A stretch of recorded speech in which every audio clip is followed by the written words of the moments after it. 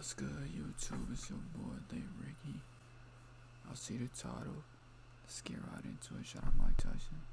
Check out Soda Resort out now. Go follow my kick.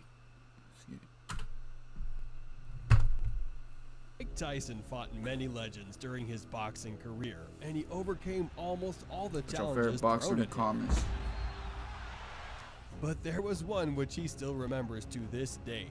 Today, we will go through the brutal fight between Mike Tyson and a giant of a fighter, Jose Ribalta. He's George Foreman, but he's stronger than George Foreman. He's Joe Frazier, but he's faster and he's more powerful than Joe Frazier, and he's Rocky Marciano, but he's almost 30 pounds heavier than Rocky Marciano. So that combination, I think, bodes pretty well for Mike. Which left the latter shattered to such an extent that he's still unable to get over it. So, let's get into it.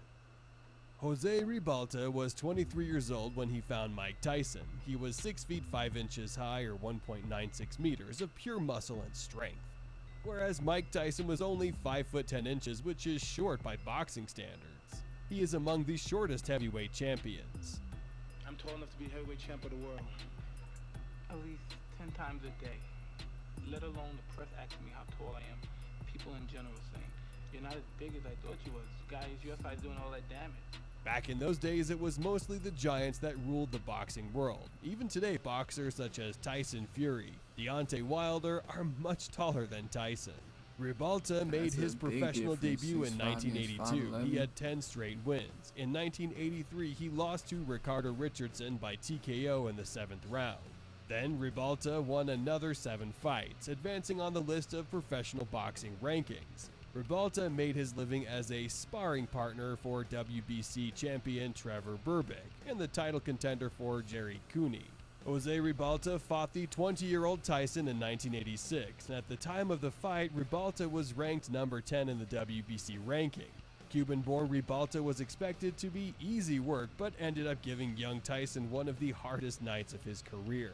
Tyson entered the ring against Ribalta looking, if possible, even more ferocious than usual. Bare-chested, drenched in sweat, and snarling, Ribalta actually matched Tyson's intense pre-fight stare eyeball to eyeball. But HBO analyst Larry Merchant summed up the general feeling when he greeted the opening bell by telling TV viewers, "Don't anybody go to the toilet or the refrigerator. Mike Tyson has short working hours." Okay, don't anybody go to the toilet or the refrigerator. Mike Tyson has short working hours. He punches in and punches out. Oh, Short working hours. He punches in and punches out. a wise warning. In the 1980s, Tyson handed out early KOs like most people handed out business cards. One Punch Man. His last 4 opponents had lasted a combined total of 5 rounds, and while 2 men had taken Tyson the distance when he was a teenager, James Quick Tillis and Mitch Blood Green, they had done it by spoiling and avoiding conflict and outright running. The 6'5" Ribalta, who looked impressively muscular as he towered over Tyson, certainly didn't conform to the usual opponent pattern in round 2. Tyson's hellacious uppercut almost lifted Ribalta off his feet, but he got back up at the count of 4. And survived the furious follow-up to hear the bell. Already, we were in uncharted territory. Tyson foes tended to succumb early. Or boxing back then, put in the comments. Or through trickery and toughness, escaped the early carnage. Nobody was hurt this badly early on, but got up to make a fight of it. Yet Ribalta did, even earning a glare of disbelief from Tyson at the close of round 3. Tyson looked at Ribalta at the end of that round as if to say, "What are you still doing here?" By the middle rounds, Ribalta's game plan of weathering the early storm and coming on strong was almost paying off.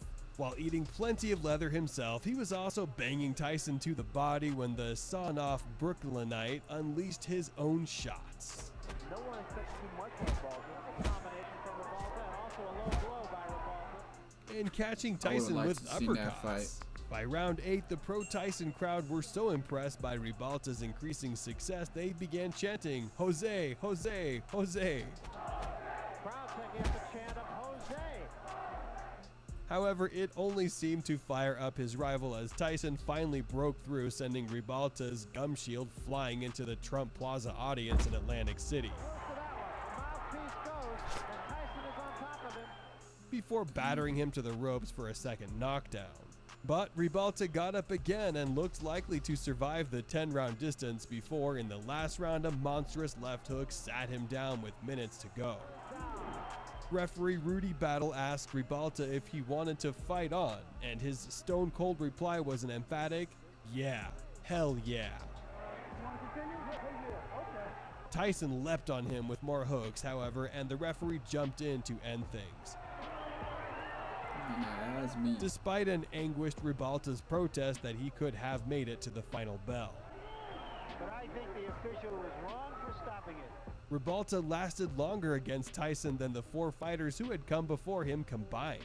The final punch stats showed that Tyson, then nearing his prime, had landed 220 blows, over 100 of them power shots. Yet Ribalta kept coming back and returning fire to the point where the 10th round stoppage was the latest KO Tyson would ever register in his career.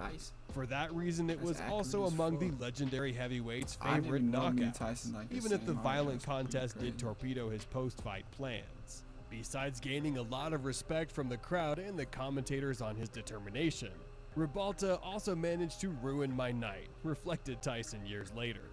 After the fight, I had a date with a beautiful young co-ed. This young lady accompanied me to my room and she began to touch me, but I recoiled in pain. "Hey, please don't touch me. It's nothing personal, but I have to go now. I just need some peace," I told her. Tyson also lauded Ribalta's will not to get knocked out. The gallant loser put his success down to having no fear of the red-hot prospect pre-fight. "I was one of the first guys to fight Mike Tyson head-on. We went at it for 10 hard rounds," Ribalta said later. "Everyone else was just trying to survive." Unfortunately for Ribalta, predictions from impressed pundits that he'd shown he could be a top heavyweight contender proved wide of the mark. He won 9 fights in succession against mostly mediocre opposition after losing to Tyson, and at one stage was campaigning Don King for a rematch. But between 1990 and 1992, Ribalta lost 5 fights in a row, including a second-round KO at the fists of Frank Bruno in London.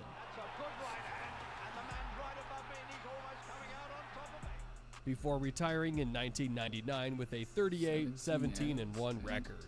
For Tyson, the result was a mixed bag. He viewed the fight as a valuable learning experience, claiming that having to dig deep to win was an important part of his journey to becoming undisputed champion. Tyson had also shown for the first time he could carry his power late and stop a stubborn opponent. However, Ribalta, a tall heavyweight with an unimposing record but a good jab and a solid fundamental, had shown how to make those weapons work against Tyson. It was a starkly similar game plan to the one James "Buster" Douglas would use when shocking the world by beating Tyson 4 years later. Even if a distracted Iron Mike was as much to blame for his own downfall as his life outside the ring spun out of control. But in 1986, Tyson was still boxing's fastest rising star, and no fighter made him work harder for a spectacular KO finish than unheralded, unknown Jose Ribalta. Tyson later told Ring Magazine Ribalta was the strongest opponent he ever faced and also had the best chin, saying, "I hit Jose Ribalta with everything and he took everything and kept coming back for more." But the funny thing is that Ribalta, who took everything Tyson had back then and still wants another shot at him to this day, says that Iron Mike isn't the hardest hitter he'd ever stepped in the ring with. After they fought, Jose tried to get a big money rematch with Mike Tyson and thought he was going to get the call to face him in Japan in 1990. But according to Jose, Don King stepped in and instead picked Buster Douglas as he thought the Cuban was too dangerous an opponent. He did not want me to fight Tyson because he knew I would give him a hard fight. As of today, Jose Ribalta wants a rematch with Mike Tyson. His Facebook page is filled with posts of Mike Tyson. Normally this would amount to nothing, but with the callouts these days, who knows who might step back into the ring. Make sure to watch one of our other videos on the screen.